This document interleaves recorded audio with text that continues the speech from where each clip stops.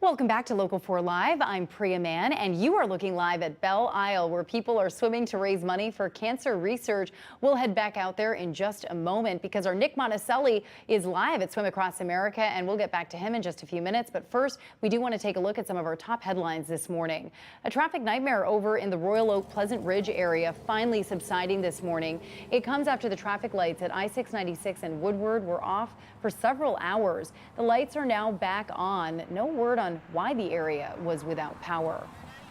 And happening now, 4 men accused of killing a businessman are back in court again. Oakland County Sheriff's deputies found Sam Cinco shot to death at his marijuana grow business in Pontiac back in January.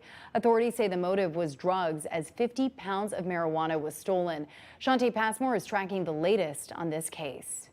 Good morning, Priya. The Oakland County Sheriff calls Sam Cinco's death an execution. All 4 men from Ohio. So how did their paths cross exactly? Well, investigators believe that one of the men met the owners at Hash Bash in Ann Arbor. That's an event for cannabis advocates. Authorities believe the meeting talked about some sort of business interaction or deal. Oakland County Sheriff Michael Bouchard said the owner let in one of the suspects, and at some point, the other men busted in.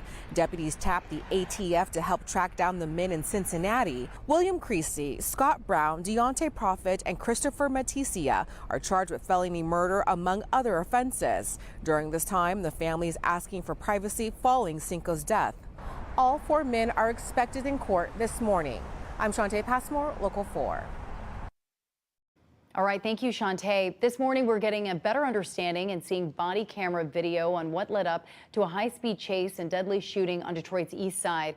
This is what Warren police say. It all started as a call for an attempted arson and domestic violence call. When officers got there, the man, Rakeem Wright, took police on a chase. You're looking at dashcam video of that chase as Wright fired shots at officers. He eventually got out of the car near his mother's home on Detroit's east side, and when officers got there, they found Wright dead from a self-inflicted gunshot wound.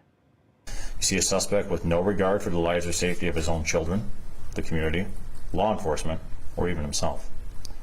You also see the men and women of the Warren Police Department placing themselves in harm's way to prevent Mr. Wright from ending more lives that day, including likely committing the ultimate act of domestic violence, killing the female victim.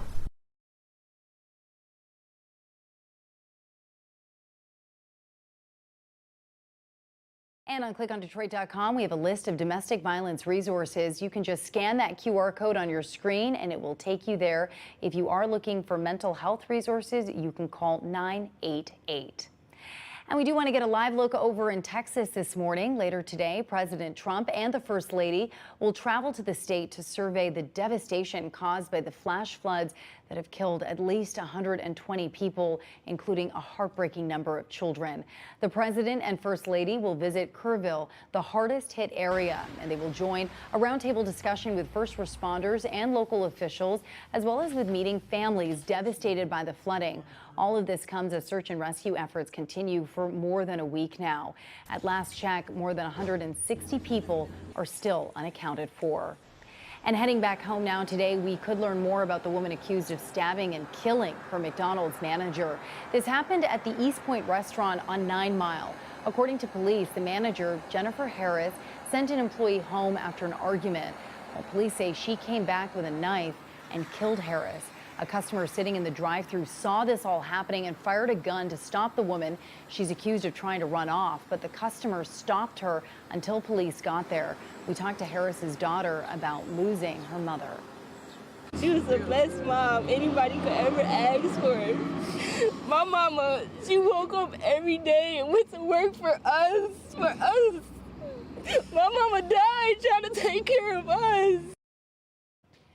Oh, your heart just breaks for these kids. Police have not released the suspect's name, but she is in custody. We're waiting to learn what she may get charged with.